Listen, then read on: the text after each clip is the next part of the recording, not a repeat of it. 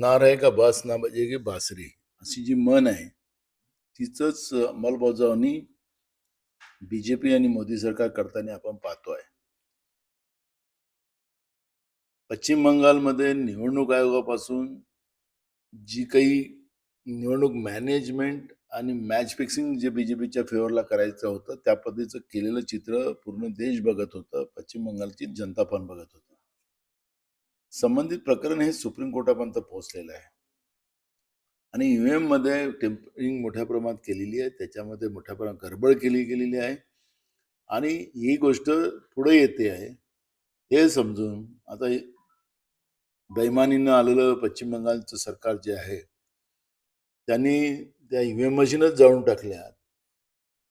घातपात मुद्दामून करूला गेलेला आहे. लोकतांत्रिक व्यवस्थेला मुळासकट संपवण्याचं आणि जी काही हिटलरशाही आता बीजेपीने सत्तेच्या भरोश्यावर देशात आणलेली आहे त्याचं हे जागतं उदाहरण आता पश्चिम बंगालमध्ये आपण पाहिलेलं आहे. आणि म्हणून ईव्हीएम मशीन जाळण्याचं काम भाजपने केलेलं आहे.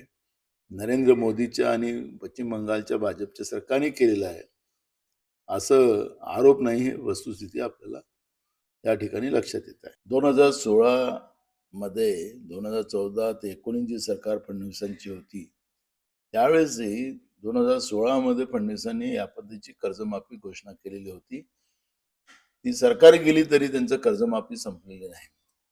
शेतकऱ्यांकडून जबरदस्ती एवढे पैसे तुम्ही भरा आणि नंतर तुमचं कर्जमाफी होईल अशा पद्धतीचं त्या ठिकाणी सांगण्यात येतंय.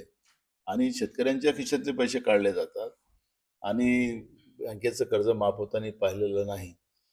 अशीच फसवी ही कर्जमाफी यावेळेस आपल्याला पाहता आहे. पात्र आणि अपात्र शेतकऱ्यांना ठरवण्याचं काम या लोकांनी करण्याचं काम. शेतकऱ्यांना अपात्र करण्याचं म्हणजे यांची लायकी नाही, पण कशासाठी अपात्र करताय? अन्नदाता आहे तो. अन्नदाताला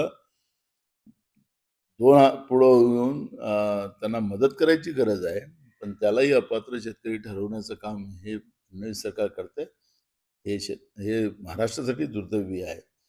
आणि म्हणून आज संपूर्ण शेतकऱ्यांमध्ये रोहित पवार पंढरपूरमध्ये बसलाय. शेतकऱ्यांमध्ये रोष आहे आणि काँग्रेसने त्याला पाठिंबा दिला.